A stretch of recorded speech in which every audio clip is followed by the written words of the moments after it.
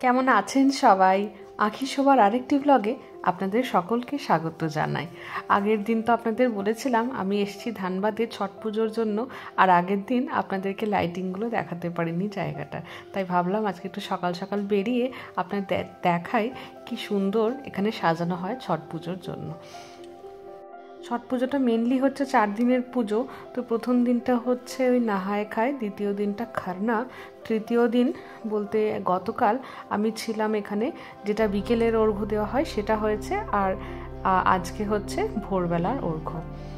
তো আমরা কাতরি নদী বলে যে পাশেই নদীটি রয়েছে সেখানে যাই, সেখানে বিভিন্ন জায়গা থেকে লোকজন আসেন। আর এই কাতরি নদীর পাশেই আরেকটি এরকম ঘাট করা হয়েছে, সেখান থেকে একটি রাস্তা বেরিয়েছে মেনলি, যেটি রামপুরকে একদম ডিরেক্টলি কানেক্ট করে ভেলাটারকে। আমাদের এই আদাস নদী 300 পটের জায়গাটি হয়ে যেতে হয় না। তো এখন ওইখানটিতেও অনেক লোকজন যাচ্ছেন, যে কারণে এখানকার ভিড়টা অনেকটা ডিভাইড হয়ে গেছে। তো এই যে সকাল হতেই চলে এসেছি আমরা, এই যে মা গেল ভাইয়ের সঙ্গে স্কুটিতে করে, ভাই মাকে ছেড়ে দেবে ঘাটে, আর আমি চললাম হেঁটে হেঁটে, অনেকের সঙ্গে দেখা হচ্ছে। আর এই যে সকাল সকাল চান করে সবাই মিলে আজকে অর্ঘ্য দেবো, তাই সকাল সকাল চলে এসেছি চান টান করে। আর এই যে মানে নদীটাতে ঘাটটাতে নামার আগে এরকম খুব সুন্দর অনেকটা লাইট দিয়ে সাজিয়েছে কমিটি থেকে, বেশ ভালো লাগছে। আর যেহেতু এবারে ঠান্ডাটা কম পড়েছে তুলনামূলক, তো প্রচুর লোকজন দেখতে পাচ্ছি, চারিদিকে কুয়াশায় ভর্তি। এখন বাজে প্রায় সকাল 5:30। সূর্য ওঠার আগেই সবাইকে পৌঁছে যেতে হয়, কারণ ওই অর্ঘ্য দেওয়ার আগেও থাকে কিছু নিয়ম। এখানে গান গাওয়া হয়, যেটাকে গীত বলা হয়। সেখানে বসে বসে গীত গাইবেন যিনি মানে ছট পুজো করছেন তিনি, এবং তার সঙ্গে যে মহিলারা থাকবেন সবাই মিলে গীত গাইবে। তারপরে ব্রাশ করা থাকে, পরিষ্কার পরিচ্ছন্ন হওয়া থাকে, ঘাটে যে জিনিসগুলো আনার সেই সব থাকে, পরিষ্কার পরিচ্ছন্ন করে তারপরে আস্তে আস্তে নামতে নামতে তখন অলরেডি মানে সূর্যোদয় হয়ে গিয়েছে। তো ওই জন্য একটু আগে থেকেই আসতে হয়। তো এই যে এই তো আপনাদের আগের দিনই বলেছিলাম আমরা এসেছি বিশ্বকর্মা আঙ্কালদের সঙ্গে। তো এই যে কাকিমা নেমে গিয়েছে, আর এটি হচ্ছে শ্রুতি, বলতে কাকুর ছোট মেয়ে। ও আমারই ক্লাসমেট, সেও এসছে, নিজের হাজব্যান্ড ছেলে সবার সঙ্গে এসছে। আর বড় মেয়েটি ছিল আমাদের 1 বছর সিনিয়র। তো এখানে আন্টি নেমেছে, আরও অনেকেই রয়েছেন। তো আজকে ভোরবেলায় মানে যেটা সকালের অর্ঘ্য, সেটাতে আমরা অর্ঘ্য দেবো। আর যিনি জলে আছেন, যিনি পুজো করছেন, তিনি ওই একটা করে স্যুপ নেবেন। স্যুপ বলতে এই যে একটা করে যে বেতের কুলোগুলো আছে সেইগুলোকে একবার করে হাতে নেবেন এবং 3 পাক ঘুরবেন এবং সূর্যদেবকে অর্ঘ্য দেবেন। আর যারা আমরা ঘাটের ওপরে রয়েছি তারা এরকম করে সামনে তার দুধ ঢালবো। তো ওই দুধটা কমিটি থেকেই ব্যবস্থা করে দেয়, সবাইকে একটু একটু করে দুধ দিয়ে দেয়। আর এই যে যখন ঘুরবে তার আগে একবার করে এরকম নাক থেকে মাথা অবধি সিঁদুর পরতে হবে, আর সে আঁচল পেতে থাকবে। আঁচলে মানে এখন তো তার মেয়ে পড়াচ্ছে, যে কোনো সধবা মেয়ে তাকে সিঁদুর পরিয়ে দেবে, এবং আঁচলে হলুদ, সিঁদুর, তেল সব কিছু দিয়ে তাকে স্যুপটা হাতে ধরিয়ে দেবে। তো সেই স্যুপটিকে নিয়ে সে 3 বার করে ঘুরবে এবং একবার করে ডুব দেবে, আবার একবার অন্য স্যুপ নেবে, তখন আবার ওই রকম হলুদ, সিঁদুর সব কিছু লাগাবে, তারপরে আবার ঘুরবে। এটি হচ্ছে নিয়ম। তো এই যে এতগুলি যখন স্যুপ থাকে, যে কারণে সময় লাগে অনেকটা, তো ওই জন্য অনেকে কি করে, যাদের ধরুন 14টা 15টা করে স্যুপ পড়েছে, তখন একসঙ্গে 3টে 4টে করে তখন স্যুপ নিয়ে নেয়। ভারী হয় অসম্ভব, অনেকগুলো ধরুন ফল থাকে, 7টা বা 5টা, যে যেমন মানে মানত করেছে বা যার যেরকম সামর্থ্য, যে কারণে ভারী হয় প্রচুর। তো এই যে চলুন আমরাও অর্ঘ্য দিয়ে দিই। ভীষণ মনটা শান্তি লাগছে জানেন। ভাবছিলাম আসতে পারবো, এবারে পারবো না, অনেক কিছুই আগে পেছনে প্ল্যানিং চলছিল। তো ভাবছিলাম এবারে হয়তো আসা হবে না, কিন্তু জরুরি ছিল ভীষণ এবারে আসাটা, যে কারণে মানে এসে অর্ঘ্য দিতে পেরে খুব মনটা শান্ত লাগছে। আর ওইদিকে সূর্যদেবের পুজো শুরু হয়ে গেছে। এখানকার যিনি পণ্ডিতজি আছেন তিনি সূর্যদেবের মুখ খুলে দিয়েছেন, এবং ওখানে পুষ্পাঞ্জলি, আরতি সব কিছু হবে।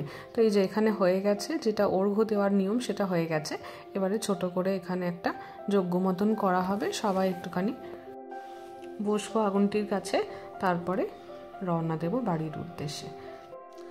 সবার শেষে এরকম সূর্যদেবকে এবং ছঠি মাইয়াকে উদ্দেশ্য করে যিনি ব্রত করেছেন ক্ষমা চেয়ে নেন যদি কোনো ভুল ত্রুটি হয়ে থাকে, এবং প্রদীপ দেখান।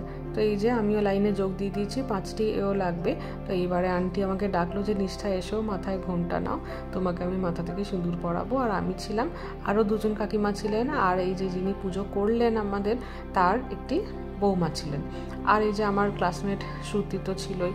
তো এই যে হয়ে গেছে মোটামুটি পুজো, সবাই মাথায় করে নিয়ে আমরা চললাম এবার বাড়ির উদ্দেশ্যে। তো গেটে ঢোকার সময় আপনাদের যাওয়ার সময় দেখাতে পারিনি, গেটের মুখটাতেই বেশ সুন্দর বড় করে রঙ্গোলি দিয়েছে। অন্যবারে আরও অনেক কিছু বানায়, পুরো রাস্তা জুড়ে সুন্দর করে ছোট ছোট রঙ্গোলি দেয়, আবার মাঝখানটাতে বিশাল বড় করে রঙ্গোলি দেয়। যারাই ছট করে ফিরছে তারা এখানে, আমাদের তো আপনারা দেখেইছেন আমাদের কলোনিতে ঢোকার মুখেই বিশাল বড় একটা শিব ঠাকুরের এবং বজরংবলীর মন্দির রয়েছে। তো সবাই সেখানে ঠাকুরের মাথায় জল দিয়ে তারপরে ঘরে ফিরছে। আমরাও ফিরে গেছি ঘরে, ভাই শুয়ে রয়েছে। যে দেখুন আমাদের এই আলমারিটাতে অনেকগুলো পুরনো ছবি রাখা। এটা আমরা পারসনাথ গিয়েছিলাম, আমি, মা, ভাই, আর এটি দার্জিলিংয়ের ছবি। তখনও কাকার ছোট ছেলেটি হয়নি, বড় ছেলেটি রয়েছে কাকিমায়ের কোলে। আর এই যে বাবার হাত ধরে ভাই আর আমি আর মা আর কাকিমণি দার্জিলিংয়ের ড্রেস পরে। বাবাই কটা ছবি লাগিয়ে গেছিলো, সেগুলো এখানেই রয়েছে বলে বেশ হাতের কাছে দেখতে পাচ্ছি, ভাবলাম আপনাদেরকে একটু দেখাই। আর এটি হচ্ছে, এটিও দার্জিলিংয়ের, ওই সময়টাতে ওই ট্রিপেই গিয়েছিলাম, কাকাইরাও গিয়েছিল সঙ্গে। এটা হচ্ছে দার্জিলিংয়ের মেলাতে। এই যে ভাই সামনে দাঁড়িয়ে রয়েছে, আর রয়েছে আমি আর মা। আর এইটা হচ্ছে বোধহয় আমাদের এই বাড়িতেই আমাদের তখন হিরো হন্ডা গাড়ি ছিল। তো এই যে পেছনে দাঁড়িয়ে রয়েছি আমি, সামনে ট্যাঙ্কির কাছে বসে রয়েছে ভাই, আর মাঝখানে রয়েছে বাবা। আমাদের প্রচুর অ্যালবাম রয়েছে, মানে মা বাবাদের বিয়ের আগের কিছু ছবি, তারপরে বিয়ের পরের ছবি, আমরা বড় হয়েছি তার ছবি, এই সব কিছু রয়েছে। আপনাদেরকে একদিন সব অ্যালবামগুলো খুলে খুলে দেখাবো। আর ইতিমধ্যেই আন্টি অনেকগুলো ঠেকুয়া দিয়ে গেছে। এই যে এটির জন্য এত দূর থেকে আসা, একদম মন প্রাণ পেট ভরে এবারে খেলাম ঠেকুয়া। আর এই দ্বিতীয় দিনের যে অর্ঘ্যটি হয় সেই দিনকে হচ্ছে আমাদের ভেলাটার কালী মন্দির, যেটা সেই কালী মন্দিরে হয় মা কালীর অষ্টমঙ্গলা, বলতে মা মানে কালী পুজো থেকে যেটা 8 দিন পড়ছে সেই দিনকে খিচুড়ি এবং পায়েস ভোগ দেওয়া হয়। তো এই যে চলে এসেছি, খিচুড়ি ভোগ পাত পেরে বসে গেছি, মন্দিরের ভেতরেই রান্না হচ্ছে, মানে মন্দিরের কম্পাউন্ডটার ভেতরে রান্না হচ্ছে, আর একদম যেটা ভেতরে বড় যে দালানটি রয়েছে সেখানে খাওয়া দাওয়ার অবস্থা হচ্ছে। প্রচুর লোকজনের সঙ্গে দেখা হলো, মেনলি এখানে আশেপাশে আদার্স নগরী বা ভেলাটার থেকে যারাই আমরা বাঙালিরা রয়েছে তারাই ম্যাক্সিমাম আসি, যে কারণে এখানে সবার সঙ্গে দেখা হয়েছে। সবাই দেখে খুব খুশি, কবে এসছি, বর এসছি কিনা, কতদিন আছি, বাড়ি আসবে, এই এত কিছু কথা।